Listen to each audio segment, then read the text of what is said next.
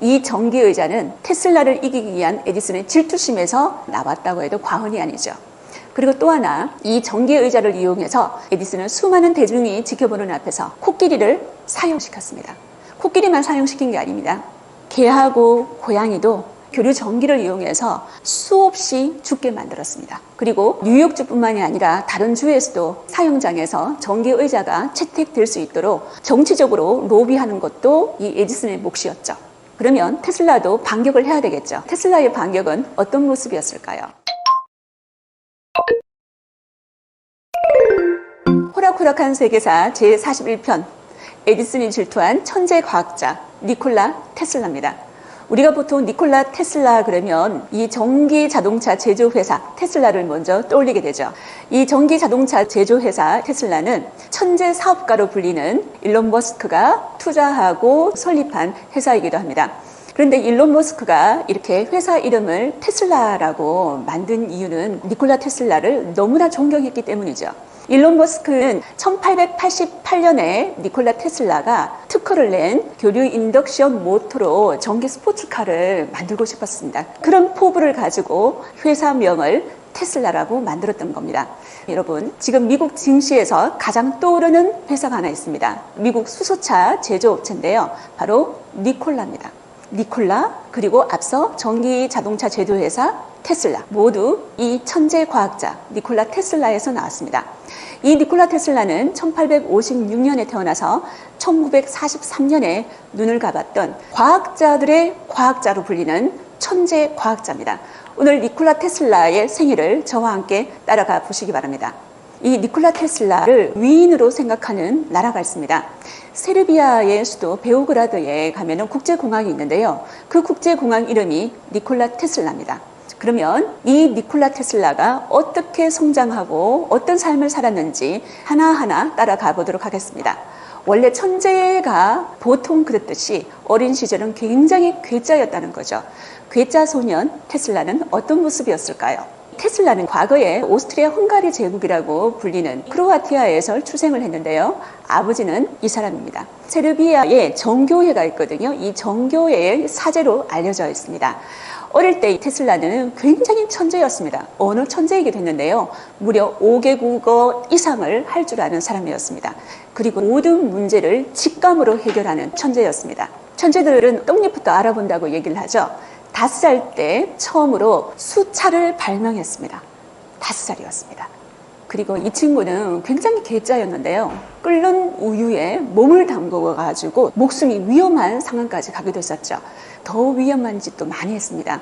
높은 데서 그 마을의 아주머니 치마 위로 떨어지는 그런 기괴한 행동도 많이 했다고 알려져 있습니다.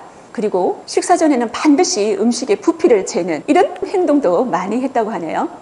천재 테슬라는 어떻게 아이디어를 창출했을까요? 보통 발명을 하려고 하면은 수많은 실험과 수많은 실패를 거치게 되죠. 그런데 테슬라는 머릿속에서 실험을 했습니다. 머릿속에서 모든 발명 과정을 거치고 난 다음에 새롭게 발명품을 만들어냈었죠. 그런데 테슬라가 이렇게 머릿속에서 상상할 때 희한한 현상이 머릿속에서 펼쳐졌다고 하는데요.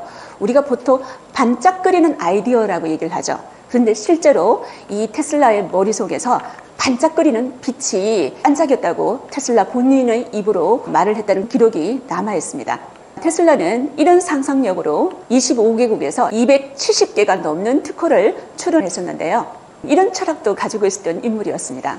나는 결혼한 남성이 만든 훌륭한 발명품들은 별로 없다고 생각한다. 혼자 있어라. 그것이 발명의 비결이다. 혼자 있어라. 바로 그때 아이디어가 탄생한다. 테슬라는 여성들한테도 굉장히 인기가 많았습니다. 언변이 뛰어났었거든요. 그런데 결혼을 하지 않았습니다. 결혼하지 않은 이유가 바로 이것 때문이라는 거죠. 이게 바로 테슬라의 아이디어 창출법이자 발명의 비결이라는 거죠. 이 테슬라와 항상 함께 언급되는 인물이 있습니다. 천재 발명왕 에디슨입니다. 이 에디슨과 테슬라는 어떤 만남을 시작해서 어떻게 결별했는지 하나하나 따라가 보도록 하겠습니다. 테슬라가 다닌 오스트리아 그라츠 공업대학인데요. 이 공업대학과 함께 체코에 가면 프라하 대학이라고 있습니다. 이 대학을 졸업하고 헝가리 부다페스트에 있는 작은 전기 회사에서 일을 했습니다. 그리고 프랑스 파리로 건너가서 에디슨 전기회사의 자회사에서 근무를 했습니다. 거기에서 굉장히 뛰어난 능력을 발휘했겠죠. 그래서 누군가가 에디슨 전기회사에 추천장을 서주었습니다. 그 사람은 바로 찰스 배철러라고 하는 에디슨의 오른팔이었습니다. 이 사람도 굉장히 유명한 발명가입니다. 그런데 이 추천장에 이런 내용이 들어있다고 하네요. 나는 두 명의 위대한 사람을 안다. 한 사람은 당신이고 다른 이는 이 젊은이다. 배철러가 벌써 이 두 사람이 위대한 발명가임을 한눈에 알아봤다는 거죠. 그래서 마침내 1884년에 에디슨 연구소에 테슬라가 입사했습니다. 테슬라가 꿈에도 그리던 발명왕 에디슨을 만나게 되었다는 거죠. 그런데 당시 이 에디슨 전기회사에서는 굉장히 많은 컴플레인들이 들어오고 있었습니다. 고객들의 집과 건물에 화재가 자주 발생을 했었는데요. 에디슨 입장에서 봤을 때는 굉장히 골칫거리였습니다. 이때 에디슨이 테슬라에게 이런 제안을 했습니다. 5만 달러를 줄 테니 효율 높은 직류 발전기를 한번 만들어 봐라 라고 제안을 했습니다. 테슬라가 이 제안을 당연히 받아들였겠죠. 5만 달러가 현재 가치로 하면 130억 원이 넘는다고 합니다. 굉장히 큰 금액 아니겠습니까? 테슬라는 에디슨의 이 제안을 받고 몇 달 동안 잠도 서너 시간밖에 자지 않고 계속 발명과 발명을 거듭했다고 합니다. 그리고 이 직류 발전기의 효율성을 증진시키는 해결책을 제시했습니다. 그러면 130억 원이 테슬라의 두 손에 떨어지지 않겠습니까? 테슬라 부자가 되었을까요? 그렇지 못했다는 거죠. 토마스 에디슨은 이 5만 달러 지급 약속을 지키지 않았는데요. 에디슨의 이 말이 더욱더 얄밉습니다. 테슬라에게 했던 말이죠. 테슬라, 자네는 미국식 유머를 이해하지 못하는군. 주급 10달러만 올려주겠네. 테슬라의 심정이 어땠을까요? 그래서 테슬라는 에디슨 전기회사를 나오게 됩니다. 에디슨과 테슬라가 영원히 결별하게 되는 거죠. 이때부터 두 사람의 불꽃 튀는 경쟁이 지금부터 시작합니다. 에디슨과 테슬라. 테슬라는 이 에디슨 전기회사를 나오고 난 다음에 본인이 생각했던 교류 시스템을 만들어냅니다. 에디슨 전기회사에 있었던 그 시간이 헛되지 않았다는 거죠. 거기에서 보낸 그 시간들은 직류 시스템이 많은 문제점이 있다는 걸 스스로 알아내는 시간이기도 했습니다. 그리고 마침내 교류 시스템을 만들어냈고요. 이 교류 시스템을 인정했던 조지 웨스팅하우스와 손을 잡게 됩니다. 이 조지 웨스팅하우스도 굉장한 발명가입니다, 여러분. 여러분, 지금 미국에 웨스팅하우스라는 회사가 있는 거 아십니까? 원자력 발전과 우주 개발 사업에 이 웨스팅하우스가 참여한다고 알려져 있습니다. 이 웨스팅하우스는 어떤 것을 발명했냐 하면 기관차에 보면은 에어 브레이크가 있습니다. 그 에어 브레이크를 이 웨스팅하우스가 만들어냈다는 거죠. 천재와 천재가 만나서 웨스팅하우스라는 회사를 이끌게 되었는데요. 정확하게 말하면 과학자로서의 라이벌은 에디슨과 테슬라지만 사업가로서의 라이벌은 웨스팅하우스와 에디슨이 되겠습니다. 에디슨이 설립한 전기 조명 회사를 모체로 해서 GE, 제너럴 일렉트릭사가 설립되었다는 걸 여러분은 아시고 계실 겁니다. GE는 당시에 굉장한 대기업이었습니다. 그런데 이 웨스팅하우스는 스타트업 기업이라는 거죠. 골리앗과 다윗의 싸움인데요.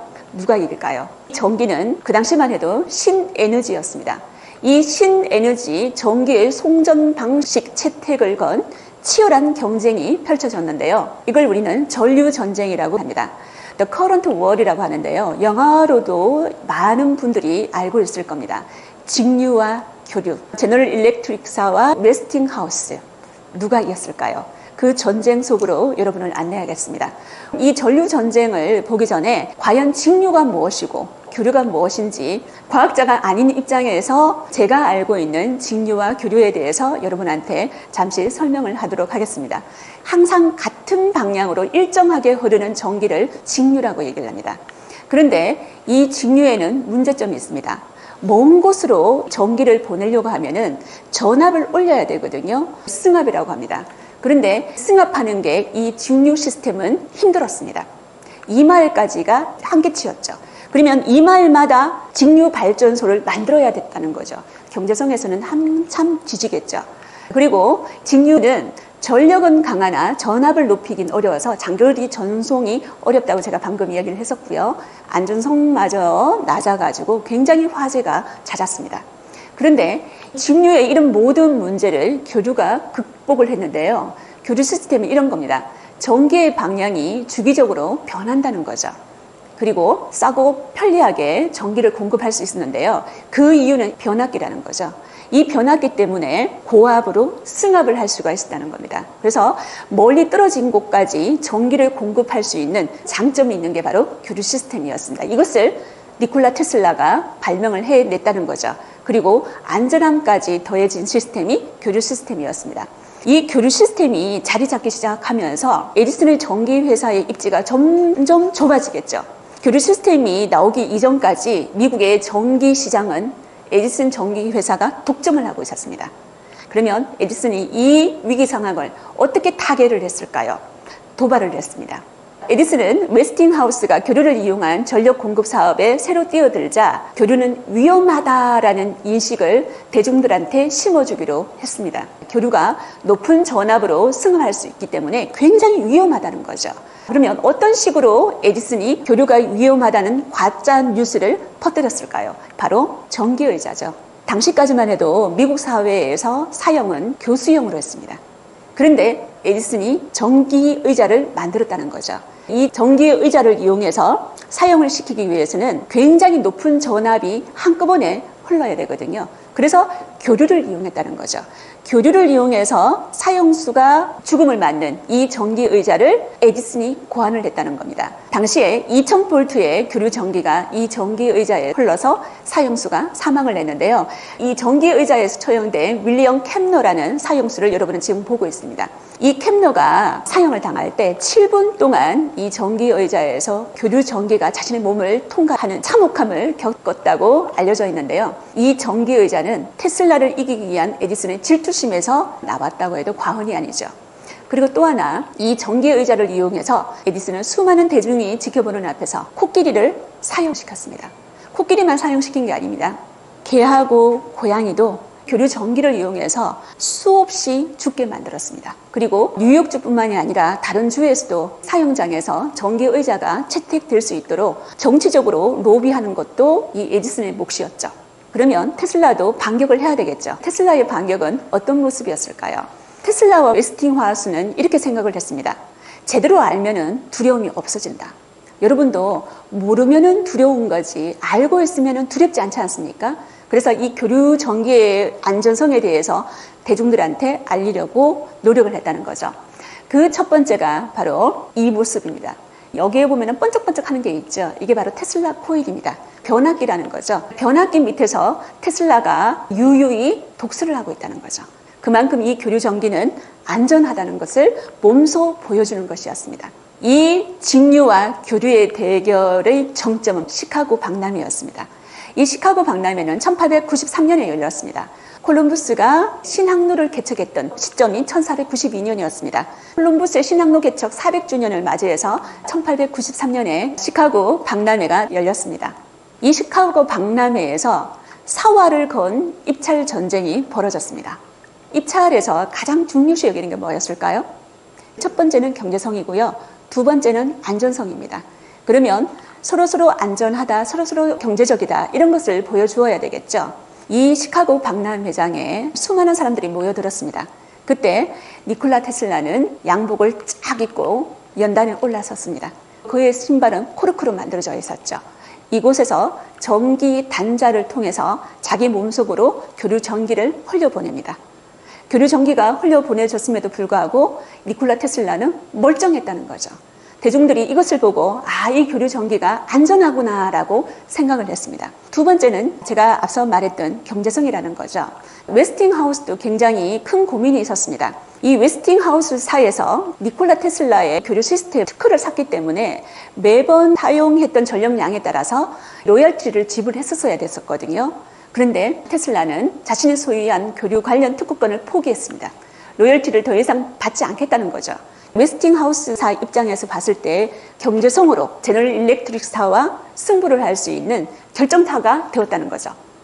그래서 2,700만 명이 다녀간 이 박람회에서 교류 전기의 안전성, 효율성, 그리고 경제성을 테슬라가 몸소 증명해냈습니다. 그리고 여러분이 보시다시피 이 시카고 박람회장은 교류 전기로 25만 개의 전구가 켜졌습니다. 누가 이겼습니까? 니콜라 테슬라가 에디슨 전기회사, 제너럴 일렉트릭사를 꺾었다는 거죠. 마지막입니다. 마지막 대결이라는 거죠. 나이아가라 폭포에 여러분 여행을 가시면요, 이런 테슬라의 동상이 서 있을 겁니다. 테슬라와 나이아가라 폭포는 어떤 관련성이 있었을까요? 젊은 시절의 테슬라의 모습인데요. 이 테슬라에게는 꿈이 있었습니다. 미국으로 건너가서 나이아가라 폭포의 힘을 이용해서 전기를 만들어 보고 싶었던 꿈이었는데요. 이 나이아가라 폭포에서 세계 최초로 수력 발전소가 만들어졌습니다. 이 수력 발전소는 직류 시스템이 아니라 교류 시스템을 받아들였습니다. 역시 에디슨이 아니라 니콜라 테슬라가 이겼다는 거죠. 나이아가라 폭포 수력 발전소 건설로 이제 교류 방식은 국제 표준이 되었습니다. 그리고 20세기 전기의 표준도 교류 시스템이 된 거죠. 이처럼 전기는 과거에는 특권층의 전유물이었습니다. 왜냐하면 발전 시설이 굉장히 비쌌고 전기료 또한 비쌌기 때문이었죠. 하지만 니콜라 테슬라의 교류 시스템의 발명으로 전기는 대중에게 더 싸고 편리하게 보급형 전기가 되었다는 겁니다. 과학계 최고의 맞수 테슬라와 에디슨인데요. 테슬라와 에디슨은 보통 이런 식으로 많이 비교를 합니다. 영감형과 노력형, 이상파와 현실파, 연구가와 사업가, 상상력 천재와 쇼맨십의 천재, 이런 식으로 두 사람이 많이 비교가 됩니다. 발명왕 에디슨입니다. 1033개의 발명품과 등록 특허만 해도 1093개가 넘는다는 거죠. 니콜라 테슬라보다 훨씬 더 많은 발명품과 특허를 가지고 있는데요. 에디슨은 이런 철학을 가지고 있었습니다. 팔 수 없는 것은 발명하지 않는다. 그리고 나는 나 이전의 마지막 사람이 멈추고 남겨놓은 것에서 출발한다. 그의 발명품을 보면은 앞서 어떤 사람이 실패한 발명품을 실용화시키는 단계에서 출발을 했다는 거죠. 여러분이 알고 있는 에디슨의 백열 전구도 마찬가지였습니다. 다른 사람이 발명해 놓았는데 그 문제점을 개선해서 실용화시켰던 인물이 발명왕 에디슨이었습니다. 그리고 이 두 사람의 관계가 얼마나 악연이었는지, 두 사람이 서로를 어떻게 생각하는지 이 사건에서 우리는 볼 수가 있는데요. 1915년에 뉴욕타임즈에서 노벨 물리학상 공동 수상자로 에디슨과 테슬라가 뽑혔다라는 기사를 냈습니다. 그런데 이때 다른 사람이 노벨 물리학상을 받았습니다. 두 사람이 공동 수상을 거부했기 때문인데요. 거부한 이유가 굉장히 재미있습니다. 에디슨은 이렇게 말했습니다. 내 밑에서 일하던 애송이가 나와 공동 수상이라니 기분 나빠서 받지 않겠어. 테슬라는요, 치졸한 에디슨과 공동 수상을 하느니 차라리 안 받는 게 낫겠어. 이렇게 두 사람은 공동 수상을 거부했습니다. 여러분 다 아시고 있는 어록이죠. 천재는 99%의 노력과 1%의 영감으로 만들어진다고 토마스 에디슨은 말을 했는데요. 이 이야기에서 우리는 보통 토마스 에디슨이 노력을 강조하는 발명가이구나 이렇게 생각을 하는데 실제로는 그렇지 않다는 거죠.